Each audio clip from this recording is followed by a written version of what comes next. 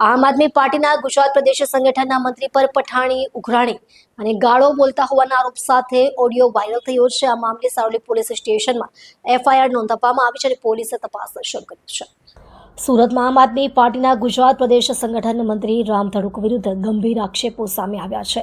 સુરતના સાવલી પોલીસ સ્ટેશનમાં રામ ધડુક વિરુદ્ધ ઉઘરાણી, ગાળો અને ધમકી આપવાનો ગુનો નોંધાયો છે। મળતી માહિતી મુજબ ફરિયાદી વિપુલભાઈએ આરોપ મૂક્યો છે કે રામ ધડુકે 10,000 રૂપિયા લાઇટના કામ માટે ઉઘરાવવા પ્રયાસ કર્યો હતો। રકમની માંગણીને લઈને બંને વચ્ચે ગંભીર બોલાચાલી થઈ હતી, જેમાં રામ ધડુકે ફરિયાદીને ભયંકર ગાળો બોલીને ધમકી આપી હતી। આ ઘટનાનો એક ઓડિયો ક્લિપ પણ સોશિયલ મીડિયા પર વાયરલ થયો હોવાનું જણાવાય છે, જેના આધારે મામલો વધુ ચર્ચામાં આવ્યો છે।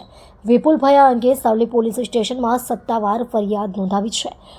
પોલીસે ફરિયાદના આધારે એફઆઈઆર દાખલ કરી તપાસ શરૂ કરી છે।